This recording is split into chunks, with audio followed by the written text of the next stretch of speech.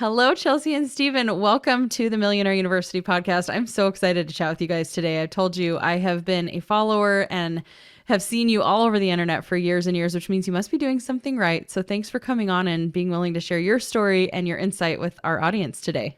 Hey, glad to be here. We're so excited to be here. Thanks for having us. Absolutely. Okay, we don't often get a family. We don't get a husband and a wife duo very often, but it's perfect because that's who started our show as a husband and wife duo. So we're somewhat familiar with what it looks like, the dynamics of building a business together. But give us a little bit of your guys' backstory. And were you always entrepreneurs? How did Rainmaker Family come to be? And by the way, that's the name of your company, the Rainmaker Family. So just give us a little bit of insight into how we got to where we are today.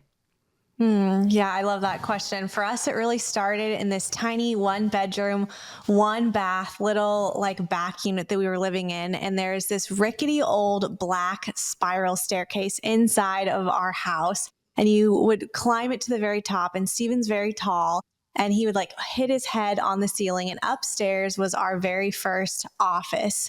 So we jumped into entrepreneurship as a young couple right out of college, really. And we were actually in the wedding industry. We were photographers and videographers. And we found some success at that, but we were really trading time for money and just really in this season of overworked, overextended, and really getting burnt out. And I just remember during the winter months, January, February, friends stopped calling us. They'd see us around town and they say things like, "Oh man, you guys are just so busy. We don't want to bother you. You've been traveling so much." And it really got us thinking, I know we are busy, but we're not that busy, I guess. And for me personally, I think women especially feel this way. I just felt the weight of the world on my shoulders every winter season when checks weren't coming in super consistently.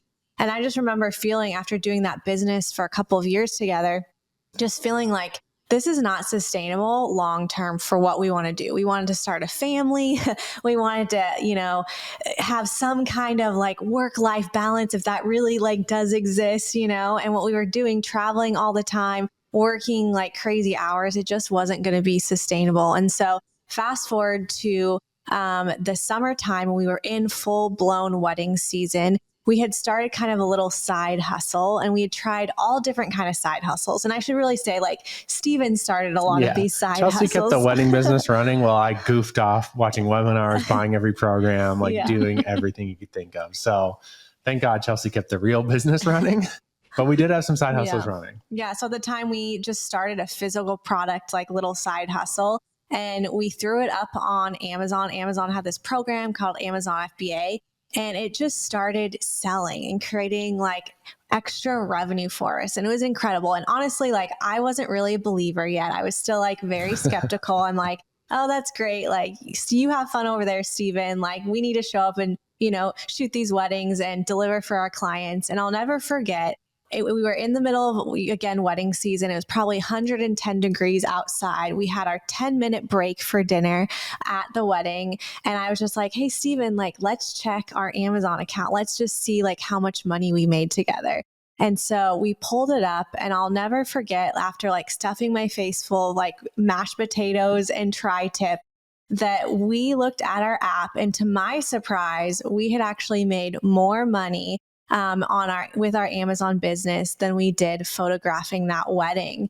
And for me, that was the first light bulb moment, that aha. And it was I had finally the weight of the world that I had felt every single slower season, or just what is this going to look like to have a family with the careers that we've chosen? It finally began to lift, and I just felt lighter and freer. And it was finally the financial freedom and the financial leverage that we had really been looking for. And so we still kept running our wedding business and selling our own physical products and creating that brand. But Stephen really just started teaching friends and family about the same method that we had learned, because it's oh my gosh, this is life-changing. This is incredible. This is the type of freedom that we have been looking for, and we can't just keep it to ourselves. And so through a series of learning how to do online marketing and teaching Stephen's mom the same method, and friends and family, that's really where the Rainmaker Family and now what we teach was birthed. Amazing.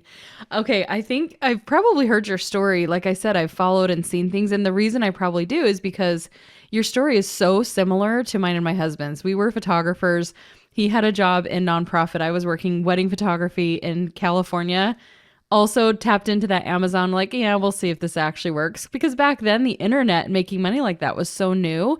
And then when it works, you're like, oh my gosh, there's something here. And is this a fluke? And we just kept seeing that. So we've gone probably diverged in our paths at some point, but I love your story because it resonates with me. And we same thing. We shifted from there into like people wanted to know how it worked, and we started teaching, and that breeds a whole new realm of online business, which I see you guys are in right now too, with an education side to your business. So really exciting, really cool. Love the opportunities that have existed in our lifetime to be able to have families and build businesses where you're not trading that time for money. It's so cool that it even exists. Yeah.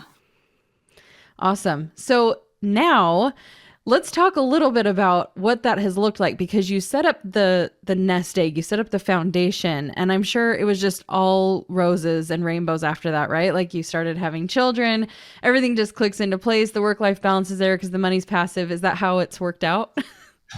Definitely yes, not. overnight success, no bumps in the road. Oh my gosh, no, like all entrepreneurship is a journey. It's a roller coaster, honestly. And there's ups, there's downs. I mean, we had days we're crushing it on Amazon. We had days losing $7,000 in a day and being like, oh my gosh, like the world is ending, right? And that was just the beginning. And I think we learned a lot, trial through fire. And really that's where our education program started, because we had learned so much through our mistakes. We were like, hey, we want to help other people experience what we're experiencing, but actually avoid those mistakes along the journey. And as we've grown, like we had our first son in 2019, and then our second son, what was that, 2022? Yes. I always get the years mixed up. But we got a 2-year-old and a 4-year-old, almost 5-year-old now. And that forced us to like even more so level up. That was the dream. Like we wanted to start a family, we wanted to set up a business that like we ran, but didn't run us. But when we started having kiddos, that's where we were like, oh my gosh, one, the value of this business is so much greater than we even knew. Right. And that's where we really started to narrow our audience to really serve moms specifically. And through moms, serve the family with like, we want every family to be able to have time freedom, be able to have location freedom, be able to have, choice in how they're bringing in income so they can spend time with the people they love most. But when we had our own sons, it was like, we really saw the value, because when we had Kai, our first, we were still like half in, half out with weddings. We hadn't fully retired from that business yet. We were doing Amazon, we were doing Rainmakers, and we were doing weddings. And there was a handful of weddings we shot still on Saturdays when he was a young kid. And like, I just remember driving away on Saturdays and him just crying, in the driveway, just with my parents. And like, of course we're leaving with loved ones, but it's just like the feeling of leaving your kids is like, oh my God, it like rips your heart out. You're like, I know we have to go do this wedding. And that was really at the point where like, we need to fully go all in, really lean in with Rainmakers, build something that we can have Saturdays free again. And not be traveling so much. And that's really what we did. 2019 really leaned into building Rainmakers. And then it was like, I feel like perfect storm or divine intervention, however you want to define it. But 2020 happened. And we were in the right place at the right time. Like online business blew up in 2020 because everyone was home. All of our weddings got canceled in 2020 because no one was getting married or hosting these big weddings. And so that was our chance. Like we were just right there at the right moment and really felt like it was a miraculous timing thing where we were able to help so many families in 2020 whose lives were turned upside down, ours included. And that's really where Rainmakers, we were like, put the stamp in the ground, like this is our full-time thing. And we retired out of weddings, went all in on Rainmakers. And it's been incredible. But I would say one of the biggest things we've learned that we can share with your audience, if you're running a business with your spouse, with kids, we got to do stuff different. We can't be just operating like every hustle bro you see on Instagram, right? Like we have to do things differently. And so we've really figured this out through trial by fire on what works, what doesn't. And, we've been able to, hit the Inc. 5000 list, which is a list of the fastest growing privately held companies in America. We were number 148 on that list last year. So we've grown amazing impact, but we've done it in a way that protects our family in the in-between. So we love sharing about that, and we can dive into that for sure. Yeah. Well, and just to give context, so I want people to understand that we're now not just doing the wedding business and Amazon. You have the Amazon business, I assume, is still functioning, right? And kind of running. And then you have this education side to your business where you have programs, you do coaching, and you have a media side similar to Millionaire University. You have a podcast, you have a social media presence. All of those things, just so people can get a visual picture of this has turned from a side hustle into a full-blown organization and company. And that requires a certain level of organization and order, where I think sometimes we get a little bit lost in the middle ground of that, where it started as a side hustle to create time freedom. And then before you know it, you blink and you have a full company and you're like, well, what does that look like? Now, I didn't plan to own a company. I just wanted a little side business. And so then you have to still carve out a lot of intention, right? So that you are still adhering to the vision and the dream that you created in the first place, which was for you guys to have the flexibility. So yeah, let's dive in and just share some of maybe the top ways and top tips that you have for our audience about how you guys have facilitated that as you've moved through different seasons of growing from side hustle to company. Yeah, definitely. I think there's three main things that we've done and that continue to evolve. And I feel like before I jump into those, I just want to like pause and just say, like, I love what you said about, you know, starting like a side hustle just to encourage people that's grown into this full blown company. And like, that's really what has happened. And it's been so important for us, whether you have a business partner or not, or your company is growing and you're like the CEO at the top or have some team around you and really want to put your family first. It's like, it's yearly, it's quarterly, it's monthly, almost like really evaluating like what is working and what isn't working. And I know like when we had Kaizen, our oldest, like certain systems that I could do then don't necessarily serve me or work now that we have two. Or if we add more kids, I know that we'll be adjusting. So I think that there's freedom in, we're going to share our things that really worked with us. And we have friends that have taken them and adopted them and made it their own. And that's the really beautiful thing about entrepreneurship that we forget all the time. Like, oh yeah, like I created this to serve me and not to be a slave to what I've created. And so if any of these that catch on to you, I just hope that brings more freedom to your listeners. And just having those light bulb moments go off. So I think first of all, like the number one thing that I did after having our son Oliver was I was coming back into work. I knew that my maternity leave, I felt like, man, I'm ready to jump back into some things. But I just had this like sense, like I think mama's intuition of just like, there's so many different avenues that I could go into and pick back up. But like, what do I really want to focus on? And how do I want to show up as the best version of myself, as the best mom, as the best wife, as the best business owner every single day of every single week? And so what I really sat down and did, and Stephen really helped me do this, is create what we like to call a dream week. And that's not like, you know, going every single day to get a massage, but it's really like, what are like the things that you actually have to get done every single week? And it's looking at pattern recognition. So I would look at a really awesome week and I would just say, okay, what were the things that I put in personally, professionally to make that week really awesome, where I got to the end of my day and I was like, wow, like I did it. I have energy. I'm showing up powerfully. And then on the flip side, I compared it to the weeks that didn't go so well and that were hard and I was more tired and grumpy and not showing up with the best version of myself.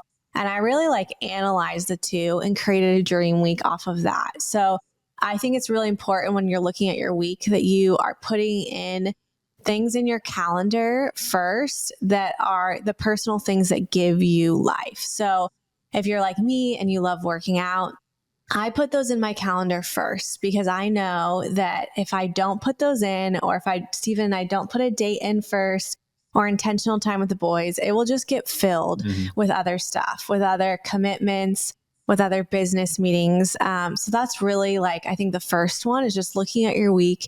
And it's not to become like a Nazi about like your calendar, but I really think in the restriction and in getting like really clear on like, what is your best yes? It's going to really serve you and have you show up the best version of yourself and not toying between like work mode and mom mode that I think so many women experience. It's just like that constant struggle of like, you're in one space, but you're thinking about another, or you're in one area thinking about your kids. And so I think that is a big area that has helped us. Yeah. That's huge and so important. And I think what comes to mind, that the word that comes to mind is auditing, right? That's essentially what you did, is you audited yourself. Yeah. You audited your time and your week and your energy. And a lot of times we just want to go into problem solving mode and just be like, okay, well, I'll try this. And we're really not even measuring it. And we have to do this in business. And it's ironic that we don't often do that personally, because if you don't have some kind of data to work from, then you're constantly going to be in a guessing game. So it's cool to hear how you did that. And it's a simple business principle we can apply to start showing up with our best foot forward. And that's where we need to create non-negotiables from. So I love that you prioritized based on what your important things are with family, with yourself, knowing, hey, when I cover these bases, like everything else is gravy. Everything else shows up. It's so much simpler, easier. It's not necessarily going to like move the needle forward and make me more money overnight because I got up early and went and worked out. And also it will at the same time, right? Like it's not linear, but it can be the more consistent you are. So, and what about you? Have you, Stephen, also seen the need for that? I know as moms, like we really do take on a lot, and there's so much depending on us for nurturing of children.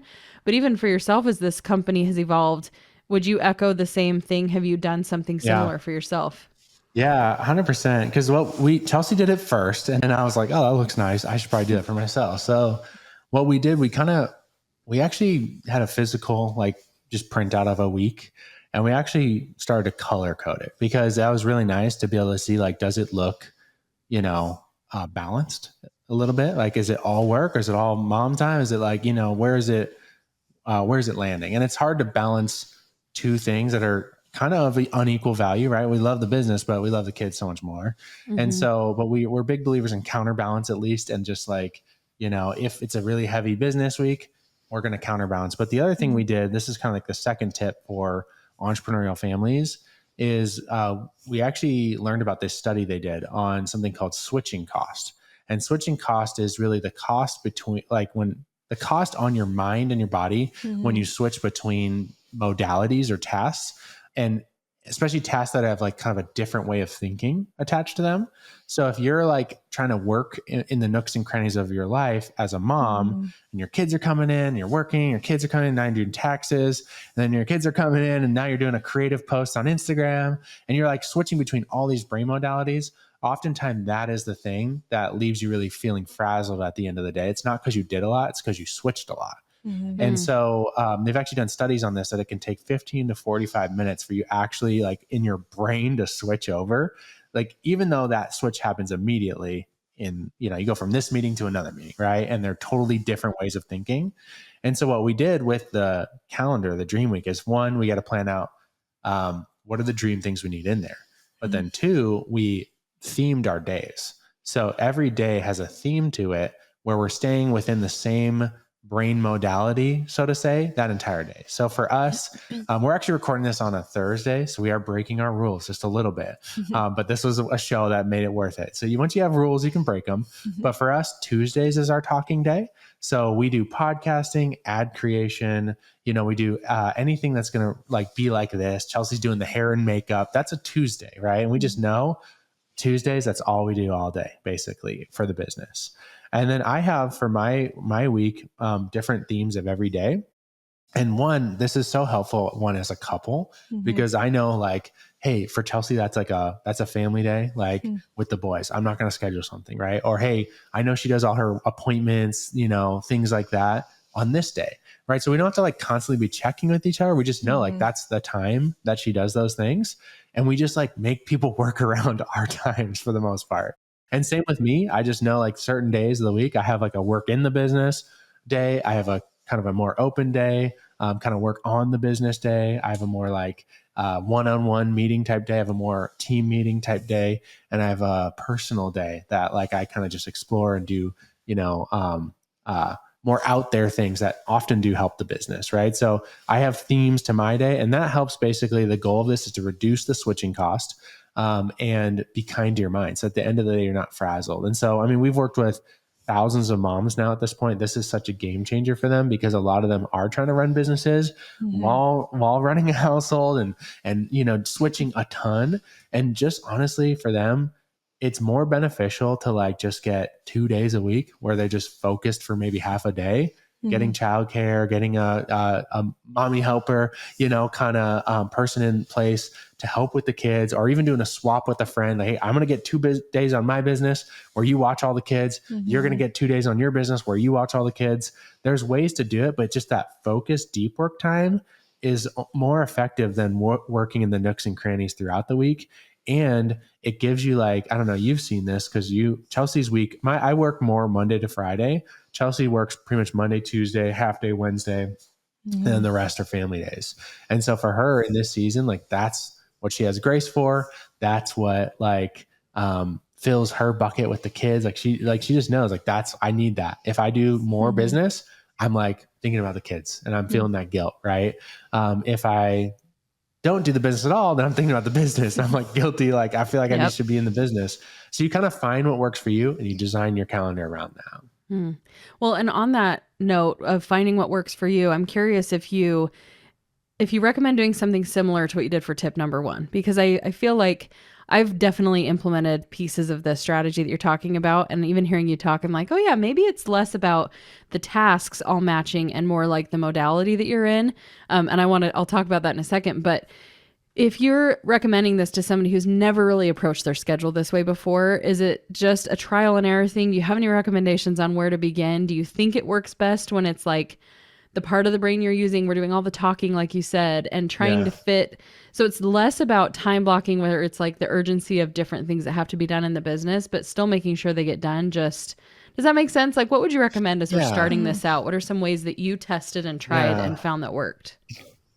I mean, we started with what Chelsea said, which is get the life-giving things in there first. What's going to make your week amazing? We love having a date with each other. She loves to work out 3 times a week, right? Get those things in there. Of course, you can have like a workout day. You're just going to work out all day. Those types of things, sometimes you space out. Get those things in there. The coffee date with a friend, the time with the kids, all the life stuff, because we're building businesses around our life. We don't want to build the life around the business. So that's crucial. And we do that even like looking out for the year, where like we get family stuff in there first. Then at that point, I would say if you can, bunch some tasks together that are similar. Like maybe like we just started with admin Mondays. Like that was kind of what we started with. That was like, we just had one theme day and it was admin Mondays, and it was like emails, taxes, like anything that's like admin, kind of like that brain modality. It was on Monday. Right. And then as our business grew, we kind of evolved some of the other days. In some businesses, you just got to be reactive and kind of just go with the flow, but that often can leave you really frazzled. So even just planning the week out, maybe you don't have it dialed right at the beginning, but sitting down on a Sunday night or even Monday morning, whatever works for you, and going like, what are my big things I'm going to do this week? And then like actually kind of trying to bunch them together, theme them together into bigger chunks. That can really help. That helps me a ton, because I know if I'm just reacting to things all day, I just feel like I didn't do anything really, but if I'm proactive and I have it all planned out, that helps me a ton. Yeah. I think I'm reminded of in our wedding business, even in our wedding business, we had no systems, we had no SOPs, we had very, not really even any team. We just had some editors here and there. But even then, like, I think that even when you're wearing a million hats, like that business, we were customer support, we were social media, we were, every hat we wore. But I still think that if you're in that season of there are many tasks that you have to do, you could still like time block and theme your days in a way. So what I mean by that is like, if every day you feel like you need to answer your email, then I would just say like carve out whether it's 30 minutes or an hour in the morning, and then you're done. And then for me, I remember even in the wedding business, like there are certain days, like usually it was Tuesdays and Wednesdays, where I would be editing or like getting galleries back and going through.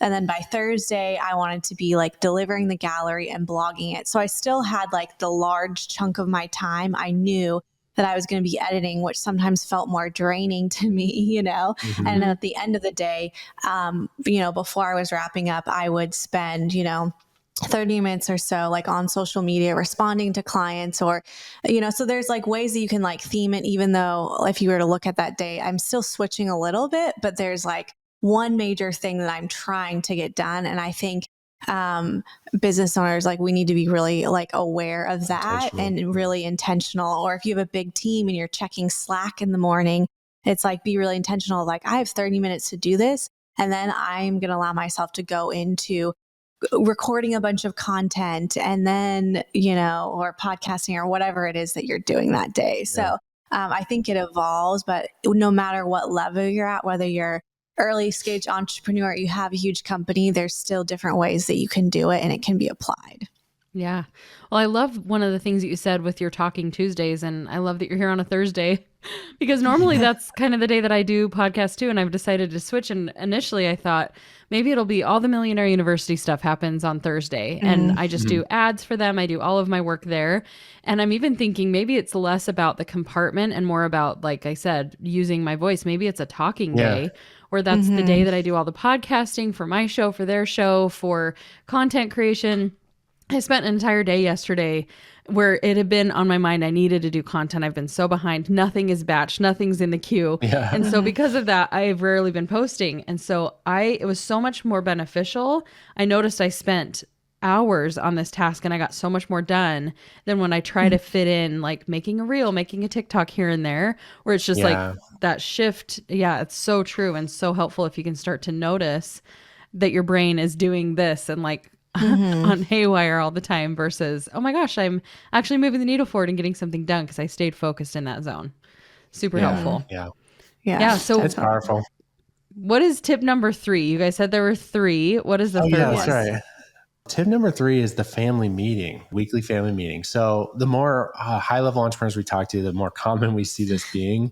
And it makes sense. I mean, we run meetings in our business for a reason. Yep. And so we actually adopted a family meeting structure that is we actually got from our business. There's a way of running a business called EOS. Are you familiar with EOS? Like Traction, there's a book called Traction. And they have like a specific type of way they run a meeting that's really efficient, has a really high level of accountability. And I know even just saying meeting, people are like, that sounds boring. But we've kind of modified it for our family. And guys, this is a game changer. I don't know. You want to tell like why we started doing the family meeting, what led to it? Yeah, definitely what led to is, again, coming out of season of maternity leave with Ollie. And I just remember running downstairs one night, and it was probably like 9:30, 10 o'clock. I should have been going to bed. And I ran downstairs and I just remember looking at Stephen and saying like, I feel like everyone is screaming at me. And it was like, I had a million messages on my phone, like text messages. I had a million thoughts racing. I had a million to-dos. Stephen and I hadn't like checked in on where we were at with business. And it was just like, there's no system. There's no order.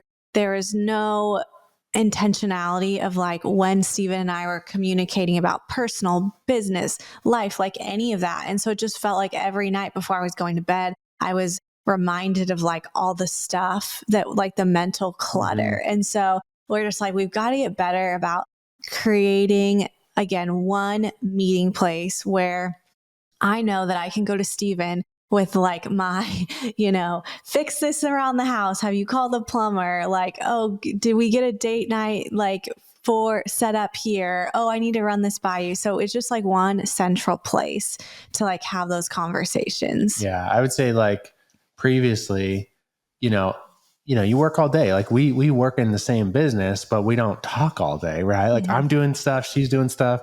Then it's family time, right? We're with the boys and we're putting them to bed and like, you know how that goes. Then you finally get them to bed and you're like, time to rest. And then now we're like trying to throw a bunch of updates about the day and like decisions. And it's like 9 p.m. It's a recipe for disaster, right? Like you're not actually resting. And so the family meeting for us, I'll kind of give like the rough highlight of it. We have a podcast, I think it's episode 99 on our show, the Rainmaker Family show, that goes like in detail. So for your people listening, like I want all the details of how to run a family meeting, it's episode number 99. So, but the high level is one, the family meeting, you do it once a week. It gives you a bucket to throw all the stuff that's not urgent into. So instead of going every night, hey, did you follow up with this person? Or, hey, this person asked me to speak on their thing. Can I travel to this thing? Like those aren't urgent things. And so let's not add more switching cost to each other at the end of the night when we're already feeling frazzled. Let's just throw them in a bucket. We have a shared note on our phone. and it just goes in this like, it's like the discussion section of the meeting, right? They're either like, I need info about something, I need a decision on something, or I need to just share info about something. So it's not urgent. It's not like it has to happen today. It's just like, we can be kind to each other at the end of the day, throw it in the bucket, right? Forget about it. And then we're going to cover it every week. Ours is Sunday we do. The other thing it does is we look 10 days out on the meeting. So we sit down and we take the first 5-10 minutes, just look at our calendar silently, and we just look 10 days out and we go like, hey, what do I need to communicate? How can I support you? How can you support me? And we're both thinking of each other. Oh, okay, I saw there was a calendar like mishap here. Let's talk about that. And we look 10 days out because 7 days keeps you in reactive mode, but 10 days, it keeps you looking a little bit forward beyond the next meeting. So you're anticipating stuff a little bit more. So we look 10 days out, we come up with a list of like, okay, here's all the stuff we're discussing, talking about, making decisions on. And then that leads into, we just talk through all those things really quickly. We try not to side trail too much, otherwise these meetings go really long. And then out of that comes action items, like tasks, like we call it the agenda. And it's like, Stephen, do this. Chelsey, call the parents and get childcare. Stephen, do this thing, right? And we have it really specifically. And then the next week, we come back together on Sunday and we actually start with the agenda. And we're like, hey, did you do this? Did you do this? And we both go, it's like accountability. Did we all do the stuff we said we were going to do? If not, we communicate why we got stuck, whatever. And then we go and kind of do the calendar thing again. So that one thing has been such a game changer. We were traveling recently and we missed like 2 weeks where we kind of did like a half family meeting, and it just like, you could tell, right? Because like stuff came up where it was like, oh my gosh, Thursday morning, this thing happened. And we didn't anticipate it because we didn't look at the calendar ahead of time with each other. So that's been a game changer for us. I highly recommend it for any people running family businesses, especially. It's so powerful. And there's another level of it too. If you have older kids, you can use it as a way to start getting family values in the kids. And, this is what we're going to do when Kai turns 5. We're going to start to, just like you would with a business. Here's our family values. Here's our family mission. Like we'll have a section of the meeting that's like, we call it ethos shout outs, where it's like, hey, one of our family values is being radically generous. And Kai, I saw this week that you were so generous with this boy at the park, right? You gave him your tractor. And we start taking our family values, saying them every week to our kids, and calling out that in them every single week. Like, how powerful would that be? So if you have older kids, definitely check out that episode, because you can integrate them in where it's not this drain. It's like this connecting time. It's like, how can we support each other? And you're getting this family values and language in them every single week and calling it out. Yeah. Well, I love that you mentioned this is something you see a lot with high level companies, high level businesses that have kind of gotten to a certain point. And I was wondering, as you're talking, is this a natural evolution on a cultural level where it's like we have lived in a world where the internet has just become part of our lives? The internet business model has changed, so we've had to flow and really react and create more intentionality with that. And also, is it on a level of just success? When you hit certain benchmarks, when you start creating more momentum, that's where it breeds the need for things like this, because I love seeing that this is a continuous thing that keeps popping up as I'm engaging with more and more business owners. Is we are moving out of this like, holy cow, what's happening, into what's our plan here? How do we show up intentionally? And it's just interesting to see that that's happening across the board, right? And so I am just curious if that's something that we're seeing because of the fact that business, we've kind of gone through this spike of like this hustle culture, and now we have more entrepreneurs who are having families and they're really wanting to make sure that that balance exists and there's harmony in everything that they're doing. So I love that you have tangible, actionable things that can help us to shift into that and to create more purpose and order. Because as you said that, I'm like, that's exactly the conversations my husband and I have had this year. Like, what has happened? We need more order. We need more planning. We need this to feel like we're creating instead of just reacting as all of the things come up. And we do have teenagers. We have a lot going on. So if anybody listening is feeling that frazzled sense of existence, it's possible. It's possible to just take some time. And for you guys, like, how long did it take? Because I think there's a tendency to feel a little impatient in the in-between when you're like, we're trying to make order and now there's more chaos because we're practicing a new normal and we still have all of the results from the old normal. So what do you recommend as people start engaging to just stick with it, or what kind of helped you to see it through? Yeah. I think just you have to have buy-in from family, especially if you're going to do that with kids, or buy-in from your spouse, but just having this is the time that we're doing it and we're committed to this. So just having buy-in from the beginning and sticking with it. And I mean, you heard Stephen, like the weekends have been busier for us, specifically on Sundays. And so we might even have to have a discussion about like, is Sundays really the day for us anymore? Because it's felt like our oldest isn't napping all the time anymore. And the meeting seems to be longer just because we're just in this big transition. We just moved. There's a lot of moving pieces in our business and in our personal lives. So it doesn't make more sense to do it on a different day when there's a little bit more breathing room where we're not up against like a time suck. So again, it's always reevaluating. And I love what you said about talking to other people that are implementing this or feeling like they need to implement something. And I think it's a mix of, I do think that like technology plays into just this overstimulated, always on the go, or feeling like you have to be on the go versus, when I grew up, it's like kids were outside playing and like, yeah, there were sports, but it just didn't seem like, I think there's this family hustle culture too that is now a thing. And it's almost like counterculture when your kid is only in one sport or doing one thing. Or, like last night we just signed up our youngest for jujitsu and they were like, oh yeah, we haven't seen you guys in a while. It's like, well, we've come once a week. It's only been a week. And they're used to kids showing up every single night for some kind of sporting practice. And I'm like, wow, that's a lot, So I think like technology, I think as your business gets bigger, there's more parts and things you have to think about from a financial standpoint, from a leadership standpoint, from a traveling standpoint, like all of that. So I think it's just created this, I think that there is this new wave of entrepreneurs, I think, that want to do it well with their families. I think like I think back to when I was growing up, like I didn't know any entrepreneurs. Like I know that they were there, but I didn't know of any. And even in college, when we first launched our wedding business, I was like, can you even do this? And then you see like the people that I followed now having families. So I do think that there's like this new wave coming in of like, you can have a beautiful business and you can have a beautiful family, and they can be this beautiful like marriage between the two.